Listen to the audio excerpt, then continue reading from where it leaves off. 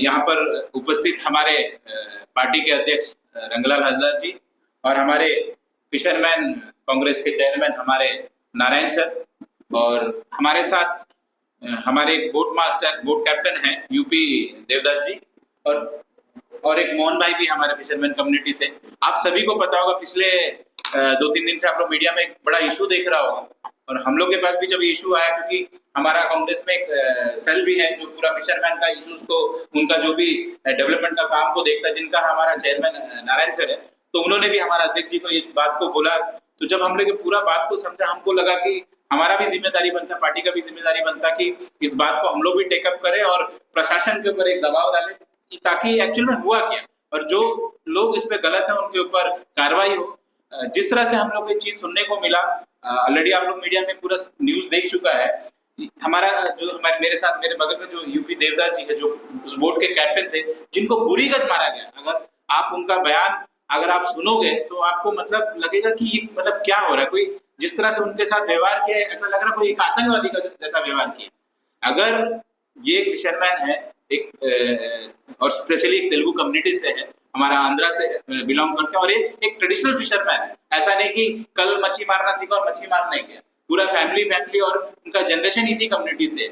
अगर ये fisherman community के लोग, और ये जो हमारा बोट वाला है डिगलीपुर गया मच्छी मारने के लिए, इस साइड पे इनका मच्छी मारने का जगह था जहाँ पे मच्छी मार रहे थे। जिस तरह इनका बोलना है, 21 तारीख को इनको कोस्ट गार्ड वाले ने इनका बोट रोक के इनका बोट का पेपर वगैरह देखा, और 21 तारीख को जब उनको सब कुछ सही लगा और उनको बोल दिया मच्छी मारने के लिए, और वो मच्छी मारा था। फिर सेम चीज 22 तारीख को फिर वही कोस्ट गार्ड वाला दोबारा इनको बोट वाला को बुला के इनका फिर पेपर ऊपर देखना, फिर बोट में से 3-4 लोग को अपना बोट पे ले लेना, फिर इनको बोलना कि दूसरा बोट का आदमी के लॉस। हम लोग को पूरा मैटर ही नहीं समझ में आ रहा। बट जो एक्चुअल जिस मुद्दे को लेकर हम लोग यहाँ बात करना चाह रहे हैं, जिस तरह से उनको मारा गया, मतलब जानवर की तरह उनको ट्रीट किया गया, वो अगर आप फोटोज दोगे, मेरा रिक्वेस्ट है जब हम आप लोग हमारा न्यूज चलाओगे, जो फोटोज उन्होंने शेयर किया आप लोग को, जो चोट दिखाया, जो फोटोज दिखाया, आप जरूर हमारा न्यूज के साथ दिखाएं, ताकि अंडमान का जनता को, प्रशासन को चीज पता चले कि किस बेरहमी से उनको कोस्ट गार्ड वाले, क्योंकि कोस्ट गार्ड एक डिफेंस फोर्स वाला है, अगर वो लोग इस तरह से हमारे फिशरमैन भाई के साथ कर रहे हैं तो हम लोग कहाँ सेफ रहेंगे।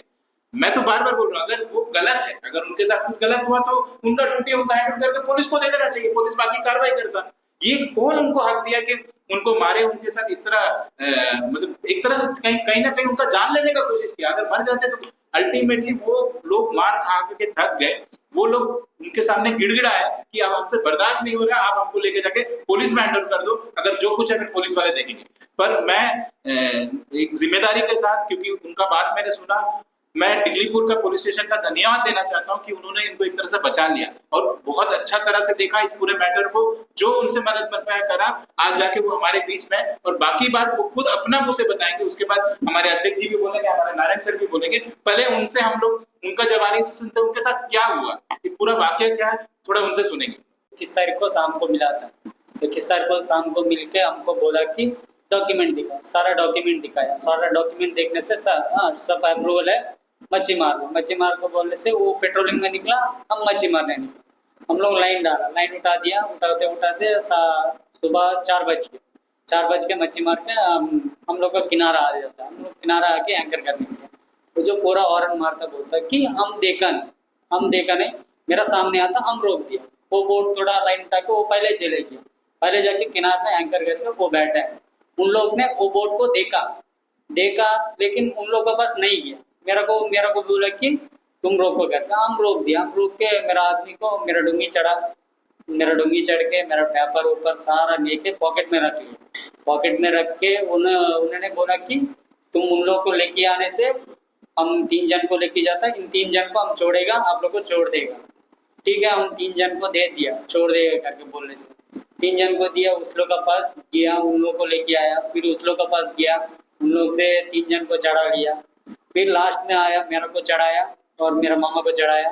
हम लोग दोनों चढ़ के ऊपर जाके देखने से उनको हालत ना मार के ना इतना खराब करा कि वो आतंकवादी को भी उस तरह नहीं मारेगा, उस तरह हालत करके रखा है। उनका बाद में मेरा को मारा, 3 मार मारा। हम जैसे बर्दाश्त नहीं कर सका। हम सोचा कि ये इस तरह काम होने से इस तरह से नहीं होएगा, हम लोग को पुलिस को हैंड ओवर कर दो करके हम बोला तो उस लोग ने मारा नहीं, फिर मेटल रॉड अंदर लेके चले गया, अंदर लेके जाके फिर आके हम लोग को दिल्लीपुर पुलिस थाना में हम लोग को हैंड ओवर किया। तो देवदत्त जी, आप बताइए क्या चीज से मारा लोग? अभी हम लोग जैसे सुन रहा था रॉड से मारा, कैसे मारा? हम लोग से रॉड से ही मारा, बेटालियन रॉड ने वो रॉड लेके आके मारा है। उन लोग को क्या वजह है हम लोग को बेटालियन रॉड से मारने के लिए? हम लोग को पूछता है क्या करने हैं सर, मच्छी मारने हैं, सट करके मार देता। उनका क्या है नजर, क्या है हम लोग को पता नहीं। वो कोस्ट गार्ड वाला को कुछ पार करना था, इसीलिए हम लोग उधर रह जाएगा। वो नजर हम लोग तुरंत कोस्ट गार्ड का और कोस्ट गार्ड को इन्फॉर्म दे देगा करके हम लोग को वहां से भगाने के लिए ये सब काम करा लगता। शायद हमको पूरी तरह डाउट लगता है कि कोस्ट गार्ड वाला ने कुछ प्लान करता है, कुछ नहीं तो हमको 21 तारीख को चेक किया कि तो वह 22 तारीख को हम क्या लेके आ जाएगा उनको चेक करने के लिए। वही बोट है, वही आदमी है, सेम है। कुछ कोस्ट गार्ड वाला ने कुछ तो गड़बड़ करने के लिए उसमें देखता है, तो जो उनका कारण कुछ नहीं है। मेरा को मारने से तो हम वहां से निकलेगा, नहीं तो हम नहीं निकलेगा, उधर ही फिशिंग करके रहेगा। जो कौन आता है कौन जाता है सारा निगाह मेरा पास रहेगा। वो जो हम दूसरा कोस्ट गार्ड को इन्फॉर्म दे देगा कि ये बोट इधर आता है, कुछ इलीगल काम चलता है, जो हम बोल देगा करके मेरा को भगाने के लिए। मेरा को 22 तारीख को मेरा से इस तरह काम किया है, शायद मेरा को वही चलता है। मेरा कुछ गलती नहीं तो मेरा को क्यों मारा है? अभी हम लोग दिल्लीपुर में आप लोगों ने इस इशू को एक बार पुलिस स्टेशन से भी थोड़ा पता करने की कोशिश किया, तो हम लोग को जो थोड़ा जानकारी मिला, हम आपसे क्लियर करना मांगता। वो लोग ये बोल रहा था कि शायद आप लोग इंटरनेशनल बॉर्डर में चला गया था इसलिए सब हुआ, क्या ये सही है? सर इंटरनेशनल बॉर्डर में जाने से, इंटरनेशनल बॉर्डर जाके हम लोग अंदर आ गए। शायद आप सोचा हम लोग बाहर चले गए, हम लोग कितना बार जाएगा? हम लोग ज्यादा रिस्की भी लेने नहीं सकेंगे ना। आप लोग बोलता कि इंटरनेशनल बॉर्डर नहीं, हम लोग नहीं, मतलब वहाँ का पुलिस वाला का ये बोलना है कि ये हुआ है शायद, क्योंकि कोस्ट गार्ड वाला ये बात बताया उनको, उनके साथ ये बात बताया। सी का अंदर आया, आपका ड्यूटी क्या है? चेक करना, चेक करो। क्यों आपको बॉर्डर को पार किया? जो पार किया तो आप लोग पार नहीं करना करके हम लोग को उन लोग ने बोलना है। उन लोग का अधिकार क्या है? तुम मेरा बॉर्डर क्रॉस नहीं होना, तुम मेरा सिक्योरिटी है, हम आपका सिक्योरिटी है, हम बचाना है, मेरा ड्यूटी वो है। लेकिन उनका ड्यूटी मेरा को मारने का ड्यूटी है क्या? उनका प्लान और था। हम बॉर्डर क्रॉस हुआ नहीं, क्रॉस हो जाने से भी वो हम अंदर आ गया। हम अंदर आने से मेरा को चेक करना था, चेक करके उन्ना छोड़ना था। क्यों मारपीट करा?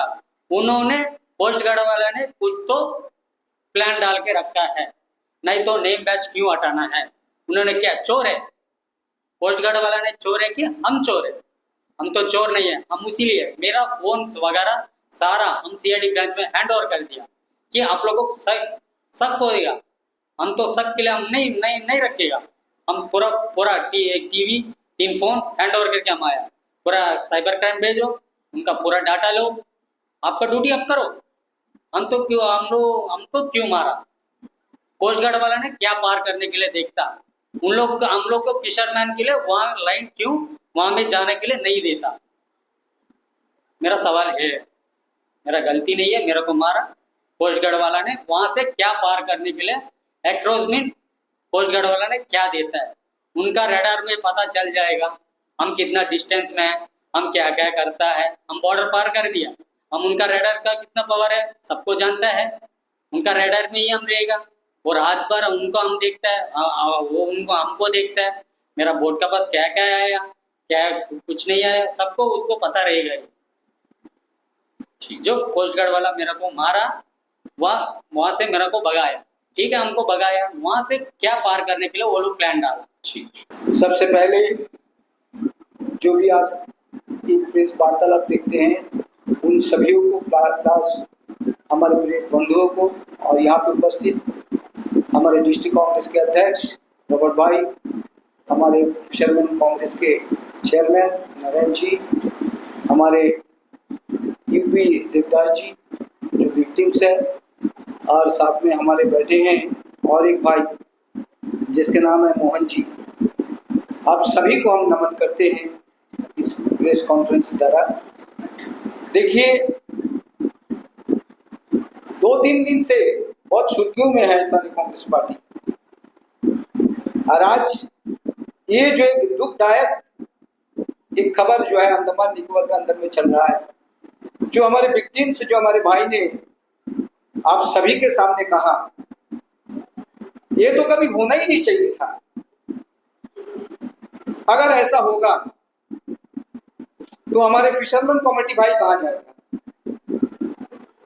जो भाई ने मेहनत करके, इतने मेहनत करके जो मछली पकड़ते हैं, और वो एरिया ऐसा नहीं है ये नजदीक है, वो डिगलीपुर एरिया है, ईस्ट आइलैंड साइड में, जहां में हमारे कोस्ट गार्ड जो हमारे तटरक्षक बाहिनी है वो तो हमारे भाई है, क्योंकि वो जाने वो इंडियन है, ये कोई पाकिस्तानी भाई नहीं है कि भाई आया और पीटा और मारा और उसको खत्म कर दिया, फेंक दिया। ये दूसरा कंट्री के लोग नहीं है, ये तो देखने से ही मालूम है कि भाई इंडियन है। और जब 21 तारीख को आपने जब चेकिंग किया है, 21 तारीख को पूरा बायोडाटा ले लिया है, फिर 22 तारीख को इसको चेक करने का, फिर इसको मार्केट करने का क्या जरूरत है इसमें? तो ये दर्शाता हमारे जो एडमिनिस्ट्रेशन है, ये हमारे एडमिनिस्ट्रेशन का कमजोरी है, क्योंकि हम हमारे लोगों को सुरक्षा देना ये एडमिनिस्ट्रेशन का बस का बात नहीं है। हम गुहार लगाते हैं, हम जागृत करते हैं हमारे उपराज्यपाल महोदय से कि आप आंख खोलिए, हमारे फिशरमैन जो कम्युनिटी है उन लोगों को क्या आज जो परिस्थिति अंडमान निकोबार में, ये बहुत गंभीर परिस्थिति है, इसको किसी हालत तक इसको न्याय होना चाहिए। आप कोस्ट गार्ड्स के जो इंचार्ज है, जो ऑफिसर्स हैं, उनसे बात करिए। मैं ये कांग्रेस पार्टी के माध्यम से मैं ये मांग करता हूं, जो ऑफिसर इसी तरह घिनौना हरकत किया है उसको इमीडिएट सस्पेंशन होना चाहिए और उसके ऊपर में एक्शन होना चाहिए, ताकि दोबारा ऐसा काम करने का वो हिम्मत ना करे, क्योंकि ये इंडियन है, ये हमारे भाई हैं। आप सरकारी है, नुमाइंदा है, आपको कोई ये पावर नहीं है कि उसको मारने का, उसको पीटने का, उसको खत्म कर देने का। साजिश चला था कि इन लोगों को खत्म करने का, लेकिन इन लोगों का तकदीर अच्छा है, ऊपर वाला का कृपा है कि हमारे भाई लोग जो है बच के आ गए। तो हम सभी फिशरमैन भाइयों से हम निवेदन करते हैं, हम एडमिनिस्ट्रेशन से आशावादी है कि जरूर हमारे और आपकी बात को सुनेंगे और इसके ऊपर में जो है कुछ ना कुछ अच्छा निर्णय होगा। धन्यवाद। सबको नमस्कार, मीडिया को और हमारा पार्टी अध्यक्ष रंगलाल जी को, हमारा डिस्ट्रिक्ट प्रेसिडेंट रॉबर्ट सर और हमारा यूपी देवदास जो मृत्यु में जो मार खाया वो भी है, और हमारा मोहन भाई भी है।